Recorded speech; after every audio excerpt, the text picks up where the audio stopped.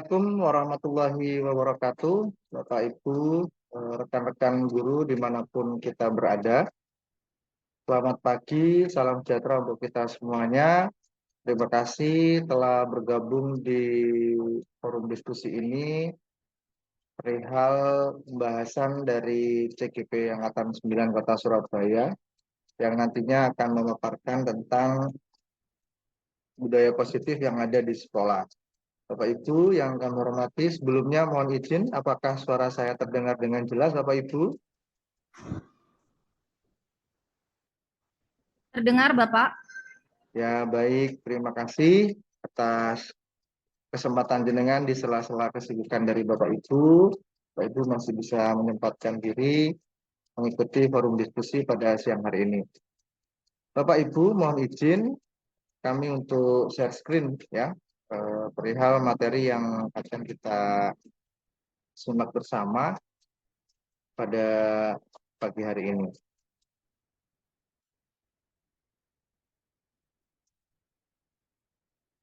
Apakah sudah muncul Bapak Ibu? Sampun. Baik, teman-teman Bu Eka. Bismillahirrahmanirrahim, Bapak Ibu, izinkan kami untuk menyampaikan tentang budaya positif di sekolah.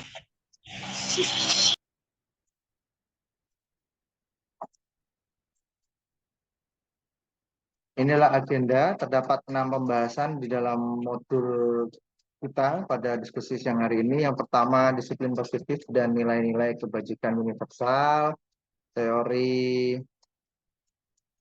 motivasi, hukuman, dan penghargaan, serta restitusi, keyakinan kelas, kebutuhan dasar manusia, dan dunia berkualitas. 5, posisi kontrol, dan segitiga restitusi.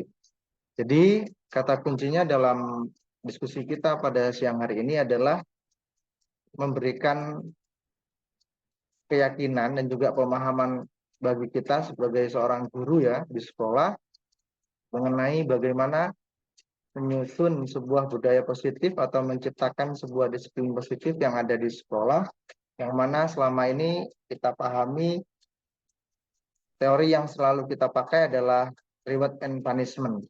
Nah, di sini ada pembaruan ataupun penyegaran juga, sekaligus referensi lain mengenai disiplin positif. Jadi nanti kita akan bahas di sini bersama-sama apa perbedaan dari disiplin positif dan juga pemberian reward, dampak pemberian reward dan punishment ya ketika kita melakukan proses pembelajaran.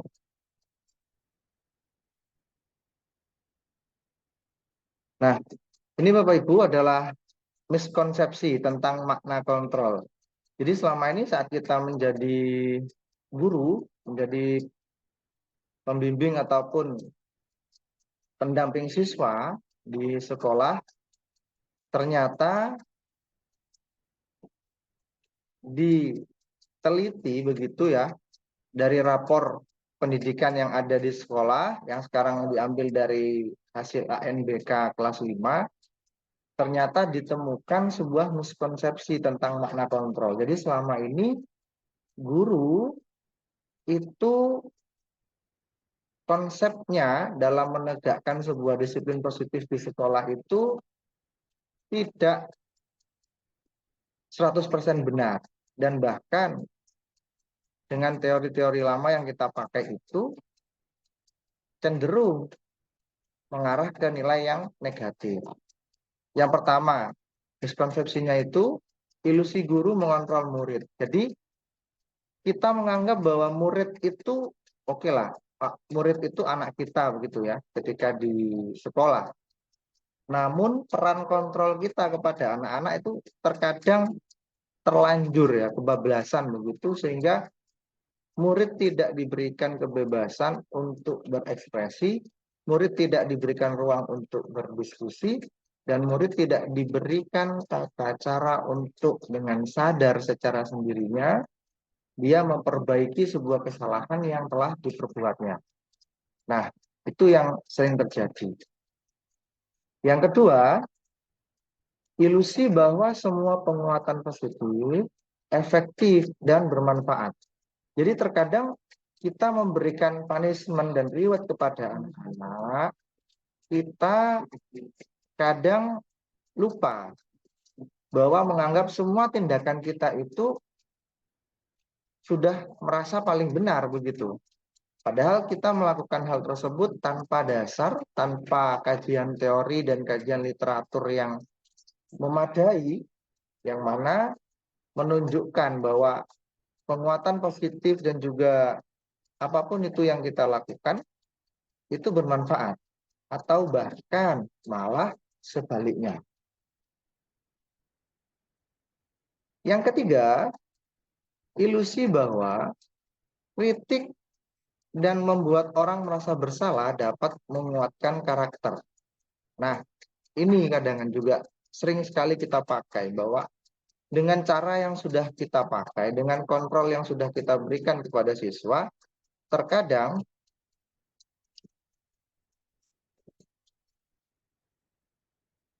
kita salah menempatkan dan salah memberikan treatment kepada peserta didik.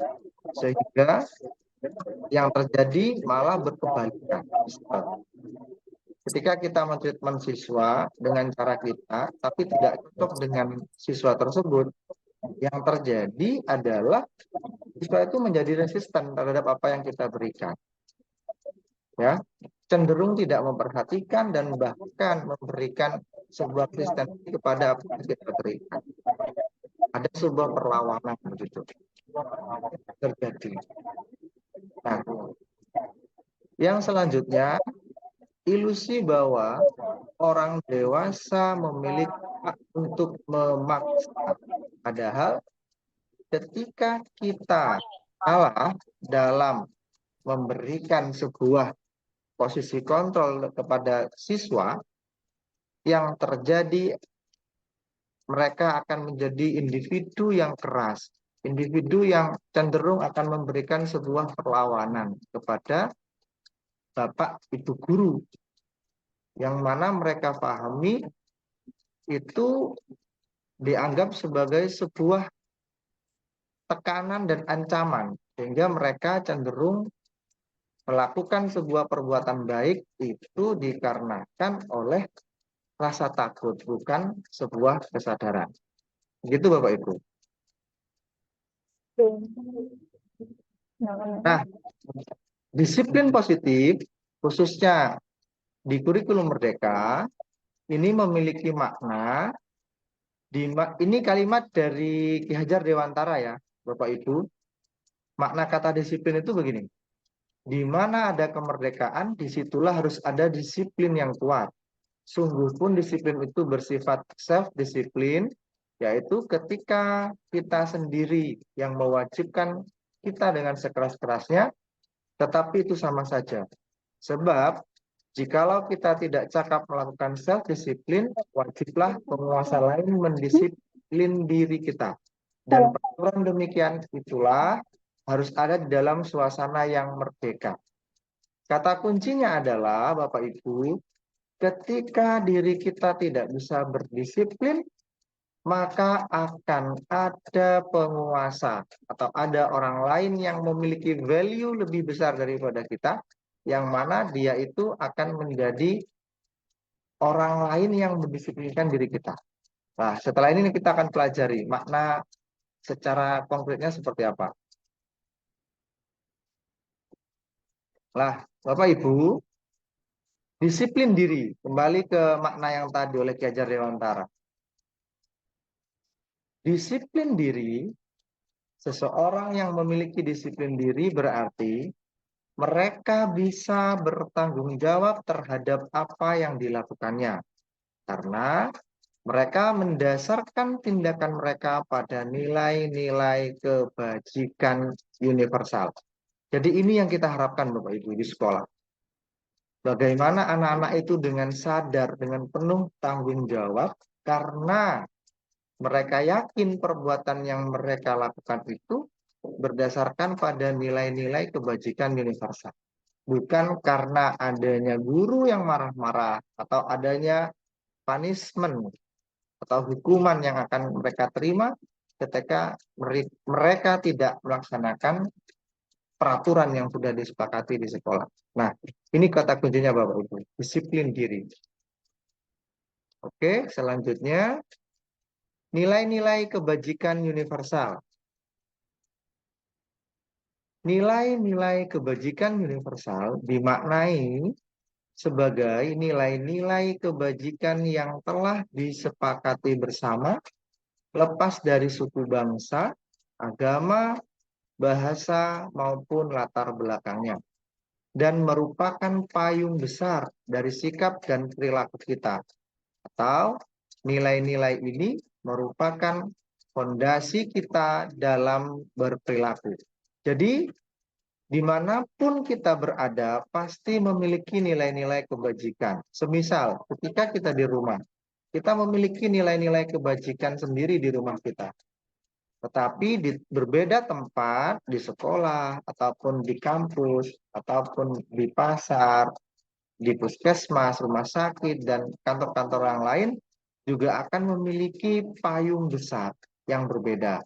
Namun, nilai-nilai kebajikan universal ini kita bicara hal yang besar ya, hal yang paling besar begitu, yang menjadi kesepakatan manusia hampir di belahan dunia manapun. Dan itu menjadi sebuah nilai universal yang hampir sudah bertahan beratus-ratus tahun hingga saat ini. Dan itu yang perlu kita terapkan, yang perlu kita sampaikan kepada peserta didik di sekolah. Nilai-nilai kebajikan adalah sifat-sifat positif manusia yang merupakan tujuan mulia yang ingin dicapai setiap individu. Jadi, kita mengingat bahwa kata-kata dari Ki Dewantara bahwa mengajar di sekolah, Bapak Ibu guru tidak hanya menyampaikan pengetahuan, bukan sekedar transfer of knowledge, tapi lebih ke transfer of value. Jadi nilai-nilai itu yang perlu disampaikan kepada peserta didik. Jadi ada hal yang jauh lebih utama dari hanya sekedar menyampaikan materi pelajaran kepada siswa, namun ada hal lain yang jauh lebih penting yang harus disampaikan, yaitu nilai-nilai kebajikan, value-nya itu.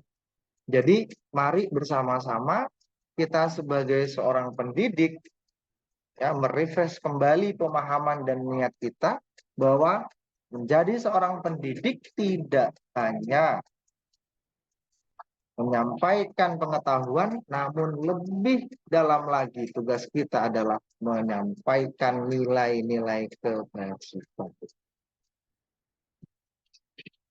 Nah, di dalam kurikulum Merdeka, Kementerian Pendidikan dan seluruh stakeholder yang ada menyepakati nilai-nilai kebajikan di Indonesia dikemas dalam sebuah kerangka besar yang disebut Profil Pelajar Pancasila. Dari beribu banyak nilai yang ada di dunia yang mengandung hal-hal positif, yang mengandung nilai-nilai kebajikan, maka diputuskanlah, disepakatilah oleh para founding father, oleh para pemikir bangsa, sebuah istilah profil pelajar Pancasila yang dikerucutkan menjadi 6 nilai-nilai kebajikan Indonesia. Yang pertama, beriman, bertakwa kepada Tuhan Yang Maha Esa, dan berakhlak mulia. Yang kedua, mandiri. Yang ketiga, bernalar kritis. Yang keempat, berkebinekaan global. Yang kelima, bergotong royong. Dan yang terakhir, kreatif. Nah, Bapak Ibu, rekan-rekan semua yang kami hormati, di sini adalah nilai-nilai yang terkandung di dalam 6 nilai pokok yang ada di profil pelajar Pancasila. Ya, nilai-nilai kebajikan di sini bermacam-macam sekali. peduli, rajin, integritas, rasa hormat, keberanian, hingga yang terakhir itu ketegasan, gotong royong, rendah hati, keteguhan hati, dan pengertian. Nah, ini adalah gambaran dari nilai-nilai kebajikan universal yang nantinya diharapkan ini menjadi sebuah aksi nyata dalam kehidupan kita bernegara, khususnya ketika kita di lingkungan sekolah.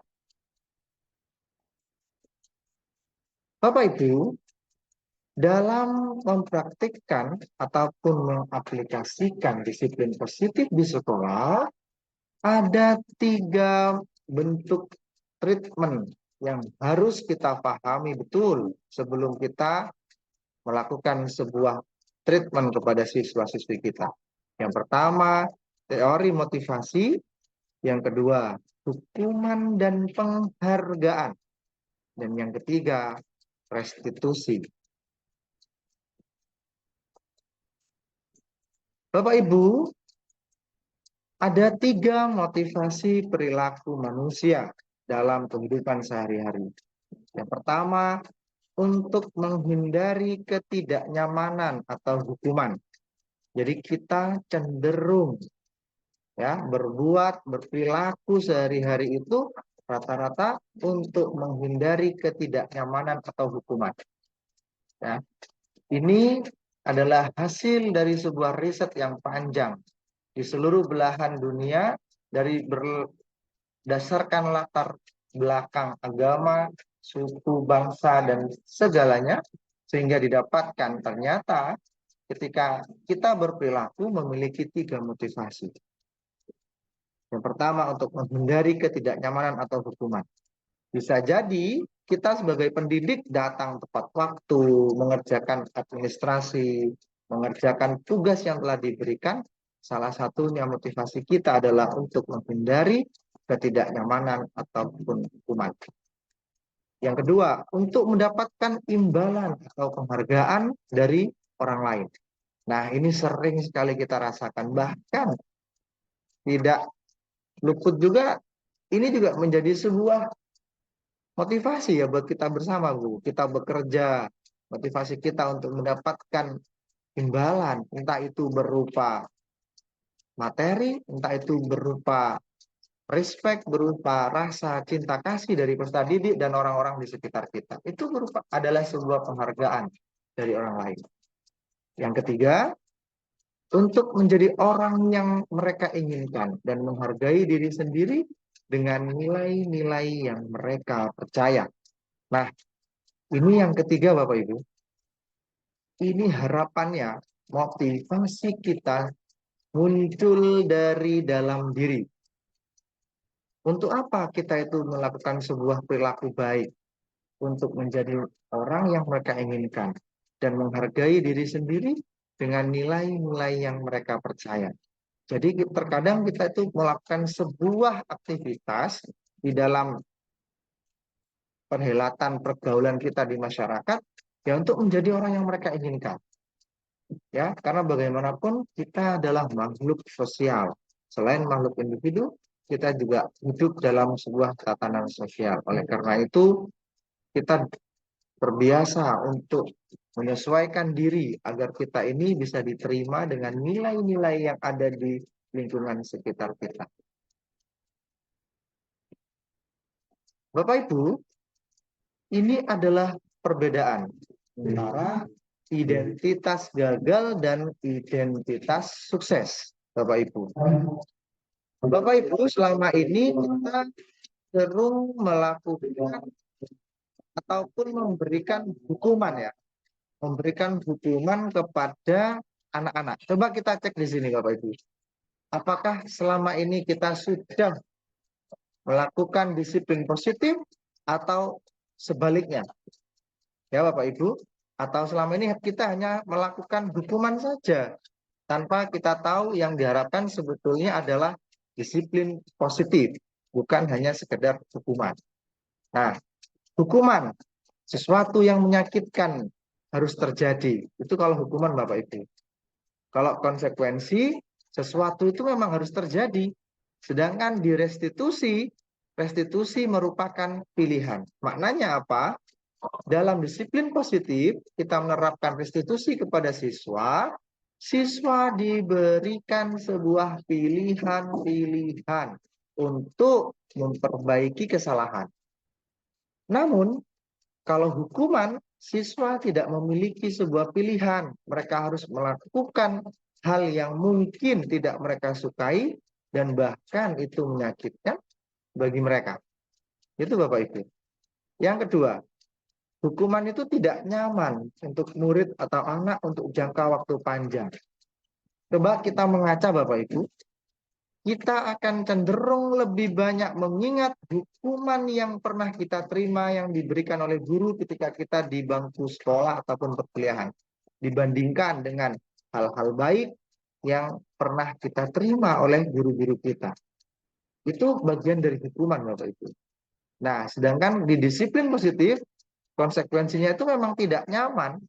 Ketika kita menerapkan disiplin positif, pasti tidak nyaman untuk siswa.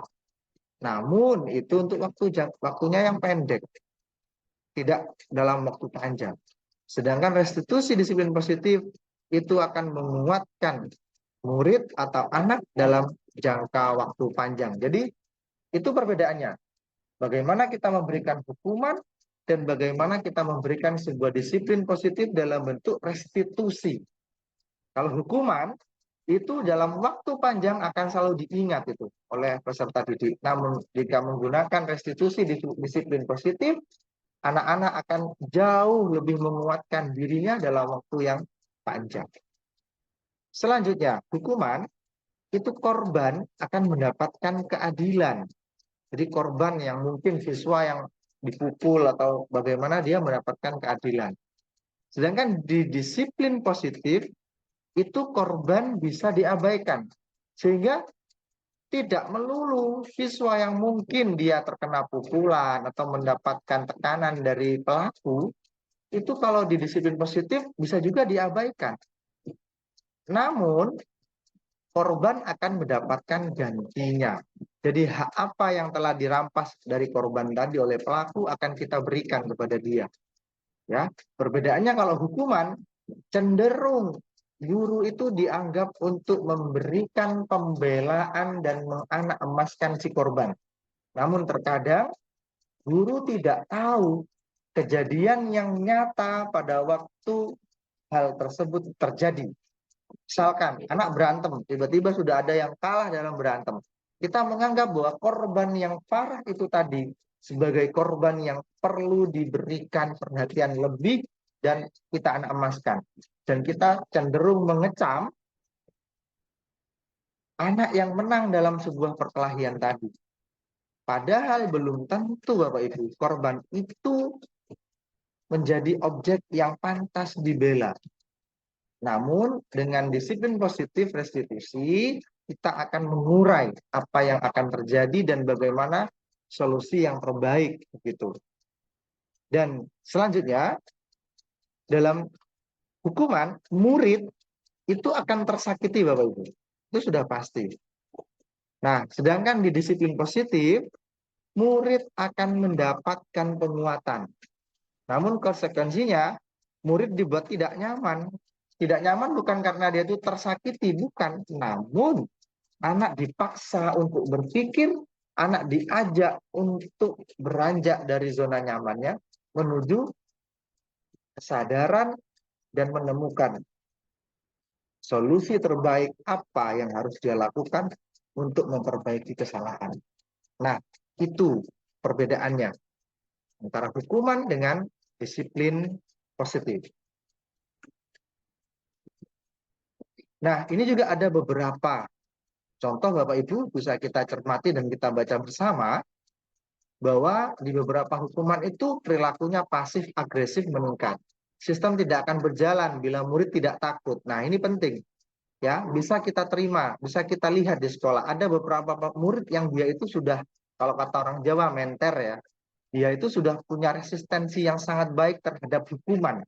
Mungkin karena faktor lingkungan di keluarga atau lingkungan rumah yang memang sudah membentuk dia seperti itu, sehingga tidak akan takut. Guru mau marah seperti apapun, dia tidak akan takut karena itu bentuknya adalah sebuah hukuman. Nah, selanjutnya berlaku hanya pada sebuah institusi. Nah, tidak berlanjut pada kehidupan nyata. Nah, ini hukuman Bapak Ibu, perbedaannya.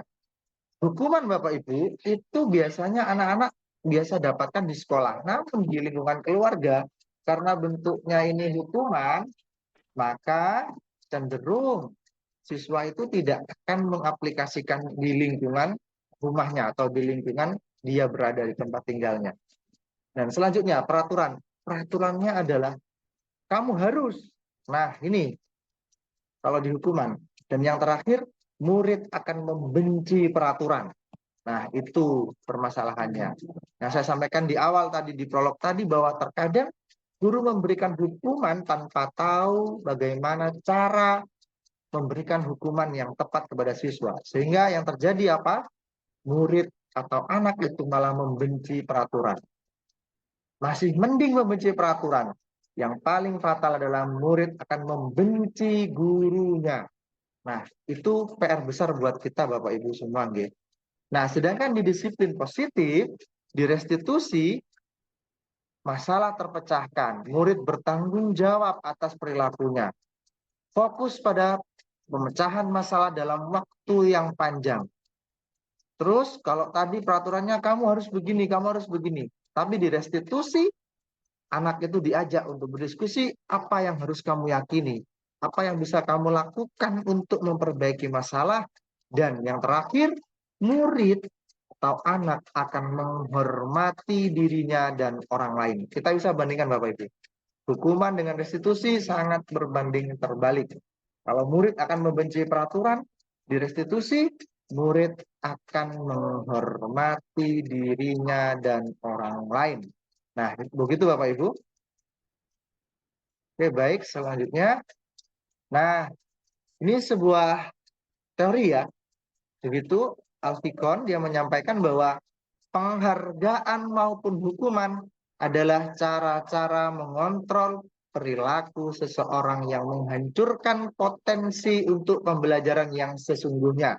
Nah, ini berdasarkan dari analisis sebelumnya tadi itu Bapak Ibu, yang terjadi siswa, kalau di hukuman ya, siswa membenci peraturan.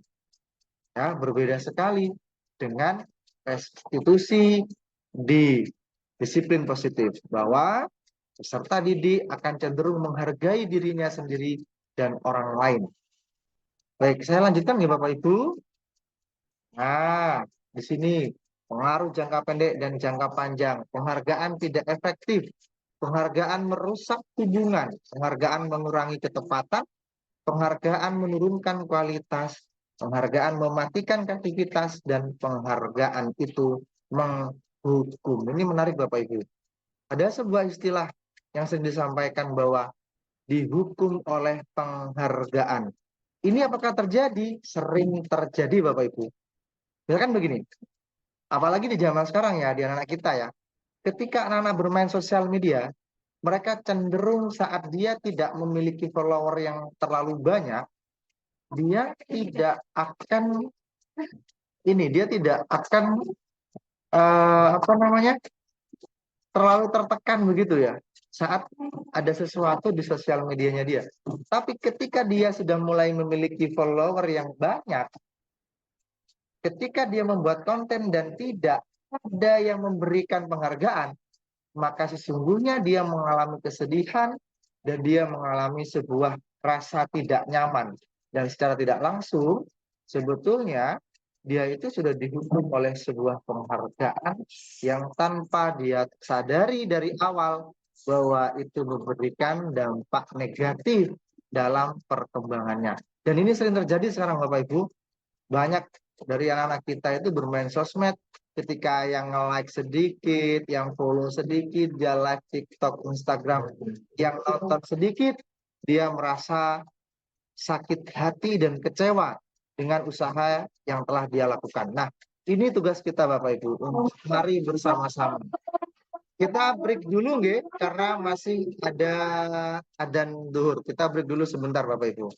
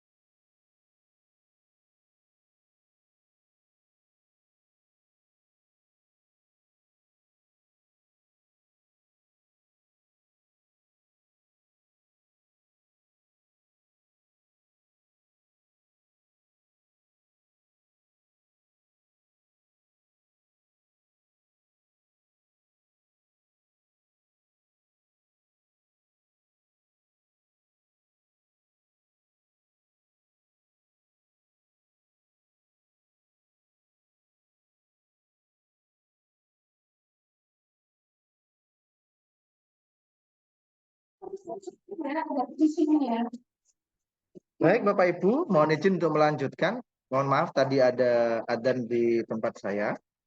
Baik Bapak Ibu, saya lanjutkan ya. Nah, ini Bapak Ibu, ini istilah yang saya juga Pak baru tahu dan ternyata menarik sekali Bapak Ibu, yaitu restitusi. Ya, ada rekan saya itu mengatakan bahwa kamu harus belajar restitusi sebagai seorang guru. Awalnya saya juga bingung, restitusi itu apa begitu. Namun inilah jawaban dari bagaimana cara kita sebagai seorang guru memberikan sebuah treatment kepada siswa. Bagaimana kita ini menempatkan diri di posisi kontrol yang nomor berapa dan memberikan treatment yang tepat untuk anak-anak kita, Bapak Ibu. Jadi restitusi itu adalah proses menciptakan kondisi bagi murid untuk memperbaiki kesalahan mereka sehingga mereka bisa kembali pada kelompok mereka dengan karakter yang lebih kuat. Jadi begini, anak berbuat kesalahan wajar, namun mereka mampu untuk memperbaiki dengan ide mereka sendiri dan mereka bisa kembali ke masyarakat, ke kelompoknya dengan rasa bahwa mereka sudah memiliki karakter positif yang lebih kuat. Namun selama ini Bapak Ibu, yang sering kita terima ketika anak itu diberikan hukuman oleh guru, dia kembali ke kelas, anak itu cenderung dikucilkan dan mendapatkan brand dalam tanda kutip, mendapatkan sebuah pelabelan begitu sebagai siswa yang suka marah-marah, suka berantem atau suka resek atau apa atau malas bahkan nakal begitu. Nah, itulah bedanya. Jadi kalau hukuman itu akan memberikan labeling kepada siswa. Tapi kalau restitusi, mereka itu cenderung ketika berbuat kesalahan, dia akan kembali ke kelompoknya dan dianggap sebagai peserta didik yang mampu menyelesaikan sebuah kesalahan dengan penuh tanggung jawab positif. Nah, itulah yang dimaksud dengan restitusi, Bapak Ibu. Oke, selanjutnya kan saya sampaikan. Nah, ini sekejap saja ya, Bapak Ibu bisa baca sendiri ya. Restitusi itu bukan menebus kesalahan, namun belajar dari kesalahan. Restitusi itu memperbaiki hubungan, tawaran bukan paksaan, menuntun untuk melihat ke dalam diri, mencari kebutuhan dasar yang mendasari tindakan.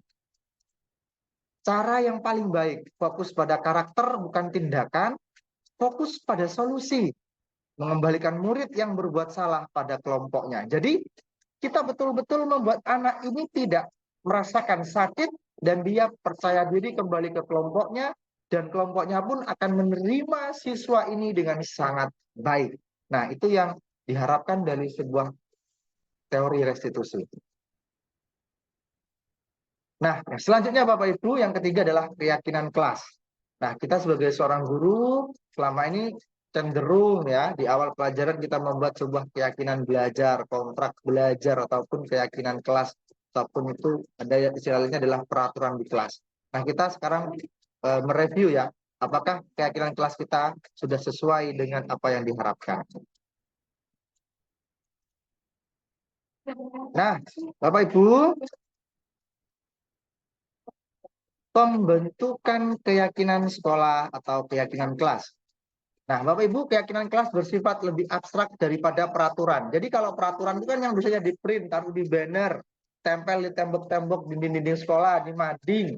Nah, sedangkan kalau keyakinan kelas, ini tidak perlu ditempelkan Bapak Ibu. Namun sudah tertancap di hati masing-masing. Dan itu lebih rinci dan konkret Bapak Ibu. Bukan sekedar kata-kata, namun menjadi sebuah keyakinan bersama yang disepakati guru dan siswa. Yang kedua, keyakinan kelas berupa pernyataan-pernyataan universal. Jadi lebih ke universal Bapak Ibu. Value-nya lebih umum, tidak terlalu dilarang merokok, terus dilarang memotong, menginjak rumput, ataupun dilarang memukul teman. Itu berbeda, itu peraturan. Tapi kalau keyakinan sekolah itu beda Bapak Ibu. Jadi dia lebih ke bagaimana dia meyakini bahwa ini nilai kesopanan, ini nilai keberagaman, ini nilai kedisiplinan. Nah, penjabarannya itu tidak perlu dengan kata-kata, namun sudah menjadi bagian di dalam pemikiran bersama dan kesepakatan bersama dari yang ada di sekolah. Keyakinan kelas senantiasa dibuat dalam bentuk positif. Jadi kalimat-kalimat dilarang itu sudah nggak boleh Bapak Ibu. Semuanya dalam bentuk positif. Keyakinan kelas hendaknya tidak terlalu banyak sehingga mudah diingat dan dipahami. Tidak terlalu banyak Bapak Ibu. Kalau peraturan kan panjang lebar Bapak Ibu. Tapi kalau keyakinan kelas sedikit-sedikit saja. Karena ya lebih ke universal value tadi Bapak Ibu. Payungnya itu yang umum-umum saja. Namun pemaknaannya di dalam hati kita masing-masing. Keyakinan kelas sebaiknya sesuatu yang dapat diterapkan di lingkungan tersebut. Pasti itu Bapak Ibu, ya. Terus keyakinan kelas itu melibatkan semua warga sekolah dalam membuatnya, tidak hanya satu sisi ya. Kalau peraturan sekolah cenderung sekolah yang membuat, Bapak Ibu guru yang membuat, siswa tidak dilibatkan. Namun keyakinan sekolah itu melibatkan siswa dan seluruh warga sekolah, bahkan wali murid juga dilibatkan. Nah, bersedia meninjau kembali keyakinan kelas dari waktu ke waktu. Jadi, keyakinan kelas, keyakinan sekolah itu harus ditinjau kembali dari waktu ke waktu. Oh, ini nggak cocok nih. Oh, di kelas ini nggak cocok nih. 3 bulan jalan nggak cocok nih. Gimana anak-anak kita sepakati lagi ya kesepakatan kelas kita. Ternyata, misalkan kita di PJOK ya, kayak saya ya. Misalkan, masuk ya kita baris begini, begini, begini. Ternyata musim hujan. Nah, berarti keyakinan kelas kita rubah Bapak Ibu.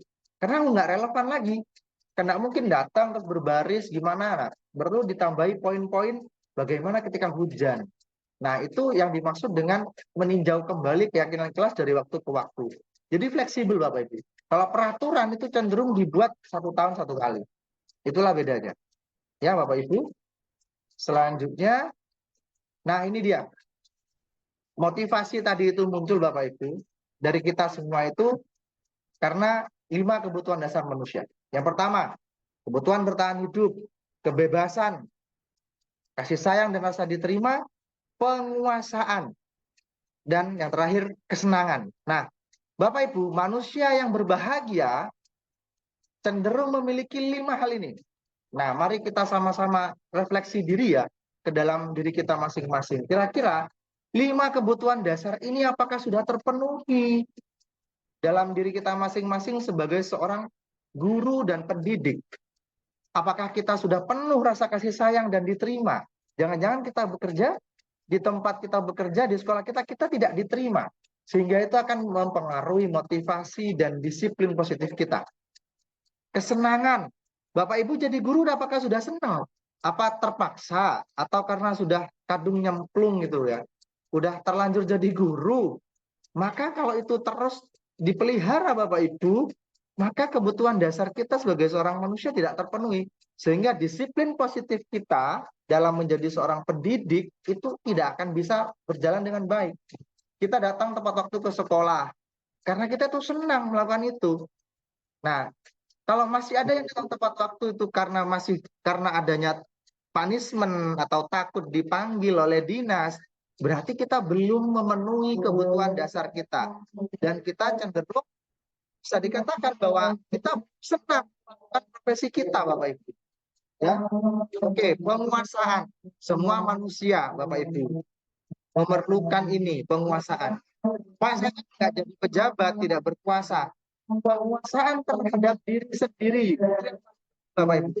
Kalau kita belum bisa menguasai diri kita sendiri, masih terkekang bayang-bayang orang lain, berarti kebutuhan dasar kita belum terpenuhi, Bapak Ibu. Ya, ini yang perlu kita perkuat kembali bahwa perlu kita sadari bahwa kita juga punya penguasaan. Lingkup paling kecil adalah keluarga, Bapak Ibu. Apakah kita itu sudah diakui bahwa kita ini sebagai anggota keluarga? Apakah kita sudah diakui sebagai ayah yang baik untuk anak-anak kita?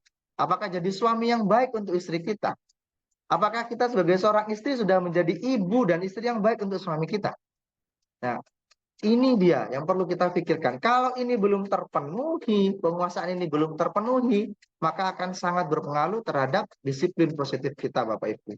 Nah, itulah 5 hal tadi. Mari kita sama-sama merefleksi diri. Kira-kira apa sih kebutuhan dasar kita yang belum kita terpenuhi? Begitu. Kasih sayang bukan hanya dari orang yang kita sayang, Bapak Ibu. Dari pasangan hidup kita, bukan.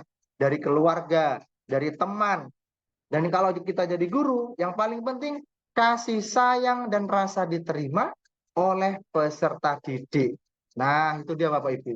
Ada pepatah yang mengatakan bila kita menjadi seorang guru dan pendidik tidak mendapatkan materi yang berlimpah, namun bersyukurlah kita pernah merasakan rasa dicintai oleh peserta didik kita. Itu hal yang mahal, Bapak Ibu.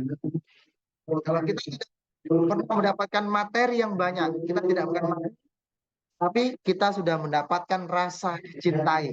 Nah, itu tandanya kebutuhan dasar manusia kita 5 hal tadi sudah terpenuhi. Begitu nggak Bapak Ibu? Saya lanjutkan.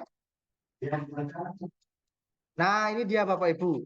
5 posisi kontrol. Nah, ini yang paling penting ya. Esensinya ini Bapak Ibu. Restitusi itu ini Bapak Ibu. Yuk kita renungkan masing-masing. Kira-kira sini kita di posisi yang mana Bapak Ibu? Ya, ini kata-kata yang sering kita ucapkan kepada siswa Bapak Ibu. Kalau ada siswa melanggar aturan, ayo, awas, kamu selalu saja salah. Pasti ada murid yang ngerjakan tugas, paling selesai terakhir selalu dibilang bahwa pasti kamu yang paling lelet. Ancene awakmu sing paling wis gak karu-karuan. Nah, itu yang sering kita lakukan Bapak Ibu. Jadi kita di posisi pertama, penghukum Bapak Ibu. Ya, repot ini kalau sudah di sini. Jadi kalau kita masih di posisi penghukum, nanti yang terjadi itu apa? Siswa akan membenci peraturan dan membenci gurunya. Itu yang terjadi Bapak Ibu. Nah, posisi kedua, pembuat merasa bersalah. Ibu kecewa dengan kamu. Berapa kali Bapak harus memberitahu kamu ya, Nak ya. Nah, ini kalimatnya sudah agak lembut Bapak Ibu. Yang ketiga, teman. Ayolah, bantulah demi Bapak. Bapak capek loh ini. Kamu bisa. Itu teman Bapak Ibu. Ingat nggak bantuan Bapak selama ini? Sudah kali ini tidak apa-apa, nanti Ibu bantu bereskan. Lebih lembut lagi. Posisi yang keempat, memantau. Memantau itu dia lebih banyak mengeksplorasi kemampuan siswa untuk beranalogi dan berkreativitas ya. Bernalar kritis ya Bapak Ibu. Peraturannya apa? Apa yang telah kamu lakukan? Sanksi atau konsekuensi apa yang harus kamu lakukan atau kamu terima? Nah, yang diharapkan Bapak Ibu kita menjadi manajer. Manajer itu nanti begini, ya, yang disampaikan tuh begini. Kalau di manajer itu, sebentar nggih. Di posisi manajer, pertanyaannya berbeda, Pak Ibu. Apa yang kita yakini anak-anakku? Kita kembalikan ke keyakinan kelas tadi. Kita meyakini nilai kesopanan. Kira-kira apa yang sudah kamu yakini? Sopan atau tidak? Kamu berkelahi itu nilai kerukunan, nilai kebinekaan. Apakah itu sudah terpenuhi? Nah, itu kalau manajer. Apakah kamu meyakininya itu sebagai sebuah nilai-nilai yang kebaikan yang universal? Tidak. Dan yang terakhir, apa rencana kamu untuk memperbaiki hal tersebut? Jadi ketika siswa melakukan kesalahan, di akhir itu seorang manajer akan berkata, apa rencana kamu untuk memperbaiki hal tersebut? Nah, sedangkan kalau penghukum tidak ada Bapak Ibu. Semua sudah langsung diberikan oleh guru berupa rasa sakit. Nah, sedangkan kalau kita bertanya apa rencana kamu untuk memperbaiki hal ini anak-anak, anak-anak akan kembali dengan penuh tanggung jawab dan diterima oleh kelompoknya dengan nilai-nilai kebaikan. Oke? Dan ini segitiga restitusi Bapak Ibu. Jadi ketika kita memberikan sebuah pendampingan disiplin positif kepada anak-anak kita Bapak Ibu, harapannya lakukan 3 hal ini Bapak Ibu. Tanyakan kembali keyakinan yang sudah kita sepakati, betul atau tidak, melanggar atau tidak. Yang kedua, menstabilkan identitas. Maksudnya begini, berikan pengarahan kepada anak, jangan dimarahi Bapak Ibu. Sampaikan bahwa semua manusia berhak berbuat salah. Bapak Ibu guru juga pernah salah. Nah, jadi tidak ada yang menghakimi bahwa kamu itu suka bikin salah. Sehingga dia merasa bahwa identitasnya sudah dihancurkan, karakternya sudah dihancurkan, bahwa dia dicap sebagai anak yang dilabel kurang sehat atau kurang baik. Nah, itu tidak boleh Bapak Ibu. Ya, kita harus kembalikan bahwa anak itu adalah kodrat, dia memiliki kodrat. Ada kodrat alam, kodrat zaman menurut Kejar Dewantara, yang mana anak-anak itu masih butuh polesan dari Bapak Ibu guru semua dan orang tua. Dan yang terakhir, validasi tindakan yang salah. Seperti apa itu? Seperti kalimat yang tadi Bapak Ibu, kira-kira apa yang perlu kita lakukan? Apa yang perlu kamu lakukan untuk memperbaiki ini semua? Dan bagaimana caramu memberikan hak yang telah kamu renggut dari rekan-rekanmu yang telah tersakiti. Nah, insya Allah Bapak Ibu, dengan cara seperti ini Bapak Ibu, anak-anak kita akan cenderung menerima kita dengan penuh kasih sayang dan cinta kasih. tidak membenci peraturan dan menjadi antitesa dari apa yang sudah kita lakukan. Seperti itu nih Bapak Ibu. Nah, ini contoh Bapak Ibu ya, contoh saja demonstrasi kontekstual saya mengenai kasus yang ada di sekolah yang sudah saya lakukan Bapak Ibu. Nah, ini contohnya Bapak Ibu ada video ya, dari segitiga restitusi. Nah, ini contoh kasus satu, ada anak yang datang terlambat ya. Ini saya skip saja Bapak Ibu sebagai gambaran saja Bapak Ibu. Jadi ketika ada siswa yang terlambat, kita diskusikan kira-kira apa yang salah begitu ya. Ini studi kasus di tempat saya, ada anak yang terlambat, nah berikan di sini ya.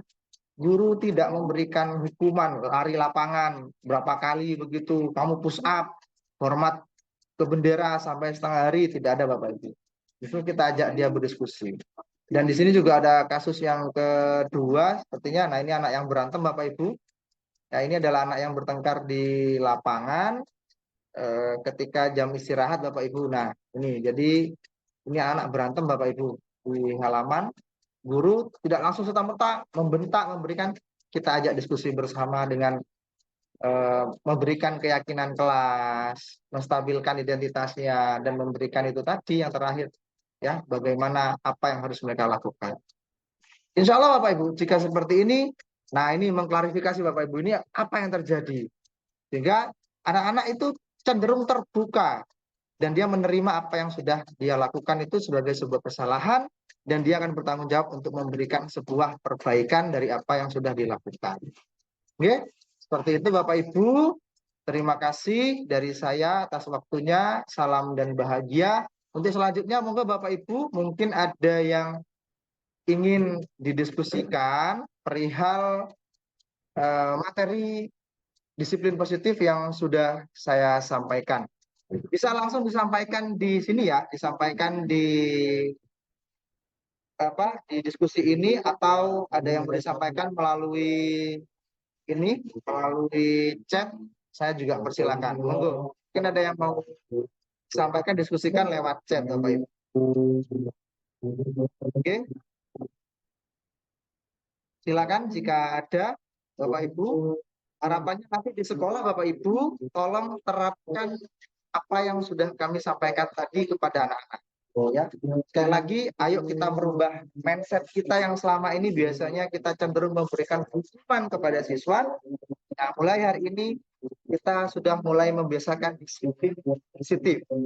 Memang tidak semudah kata-kata saya Bapak Ibu, tidak semudah teorinya. Pasti ada tantangan yang jauh lebih berat ke depan dan kita harus istiqomah. Oke, Pak Rahmat, silakan Pak Rahmat Resen, silakan Pak Rahmat, saya persilakan. Oke, Bapak, terima kasih atas waktu yang diberikan. Jadi begini Bapak, menarik sekali untuk pemaparan panjenengan tentang segitiga restitusi ini. Namun ini kita bicara tentang pengalaman banyak. Nah, kita itu kadang-kadang sudah yang namanya menstabilkan identitas, terus dan lain sebagainya. Namun yang kita dapat itu adalah bukan cerita yang sebenarnya. Jadi seorang siswa ini mengada-ngada, sehingga kita memang harus lebih intens lagi untuk menggali sebuah sebuah masalah yang didapat oleh siswa tersebut. Nah, itu kalau menurut Pak Zen sendiri bagaimana ya tanggapannya? Mungkin itu saja dari Bapak. Terima kasih Pak Rahmat. Menarik ya Bapak Ibu. Jadi gimana ya? Saya tadi sudah menyampaikan bahwa memang ini tidak semudah kalimat-kalimat yang saya ucapkan tadi dan seperti yang di PowerPoint tadi ya. Jadi memang memerlukan sebuah sistem yang baik yang ada di sekolah, yang semua itu didasari dan dilandaskan oleh sebuah rasa kejujuran. Dan kejujuran itu adalah salah satu value system ya, sistem nilai yang harus kita berikan kepada siswa. Dan untuk di sekolah dasar terutama, tentunya guru tidak serta-merta langsung mempercayai dari satu sumber saja. Oleh karena itu dibutuhkan banyak referensi sumber berita yang ada di tempat kejadian perkara. Kalau di video saya tadi kan hanya satu orang itu Pak ya. Jadi dua anak berantem, satu orang saya ajak untuk menceritakan begitu. Namun ketika saya konfirmasi apakah saksi yang tadi satu anak itu dia sampaikan sesuai dengan kejadian, saya konfirmasi ke dua siswa yang berantem, ternyata dua siswa yang berantem ini menyatakan bahwa hal itu benar-benar terjadi dan sesuai dengan apa yang disampaikan oleh saksi. Oleh karena itu, saya berani mengambil sebuah tindakan dan diskusi kepada siswa mengenai tindakan apa yang perlu mereka lakukan dan kesalahan-kesalahan apa yang sudah mereka lakukan. Begitu nggih Pak Rahmat. Jadi pada intinya guru kalau lingkungan kita itu memang masih belum memiliki value kejujuran itu ya, yang betul-betul urgent ataupun betul-betul sudah bagus, kita tidak boleh terlalu cepat percaya juga Pak kepada anak-anak. Karena anak-anak itu membutuhkan konfirmasi, membutuhkan orang lain juga untuk memberikan pandangan berbeda ya, dari sudut pandang yang berbeda, agar ketika nanti kita memberikan sebuah treatment disiplin positif itu sesuai dengan kenyataan yang ada di lapangan. Oke, seperti itu nggih Pak Rahmat. Monggo ada yang lain. Baik Bapak Ibu, karena waktu sudah hampir 60 menit ya, saya mohon saya akan tuliskan di kolom chat ya Bapak Ibu. Mohon Bapak Ibu menuliskan kira-kira hal menarik apa ya Bapak Ibu terima dari materi diskusi kita siang hari ini.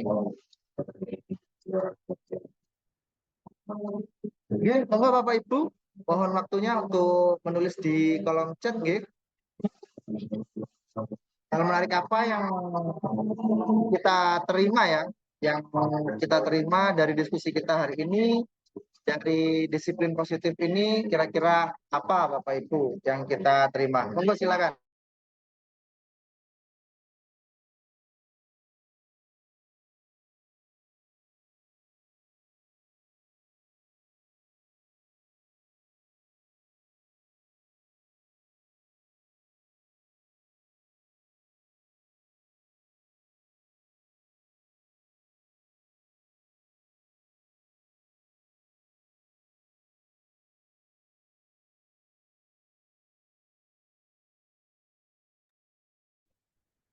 Baik, belajar dari BK Mardiana, belajar cara menyelesaikan masalah yang dihadapi anak dengan menggunakan segitiga restitusi. Makasih Bu Eka, Corina Natania Lorenza. Restitusi, restitusi. Hal ini yang paling menarik dan saya ingin segera menerapkannya di kelas. Ya, di luar biasa ini dari Bu Corina Natania.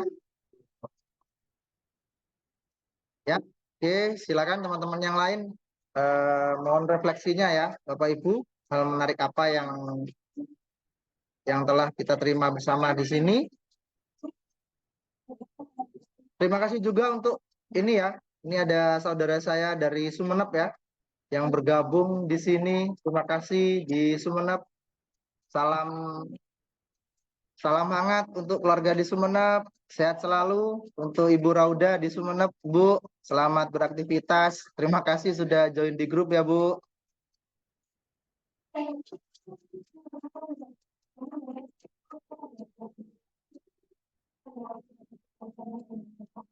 Ya, ada juga ini ya dari hal menarik yang saya dapat pengetahuan tentang segitiga restitusi. Oke, baik Bapak Ibu, karena waktu yang diberikan kepada kami sudah hampir habis, 60 menit sudah diberikan kepada kami. Terima kasih.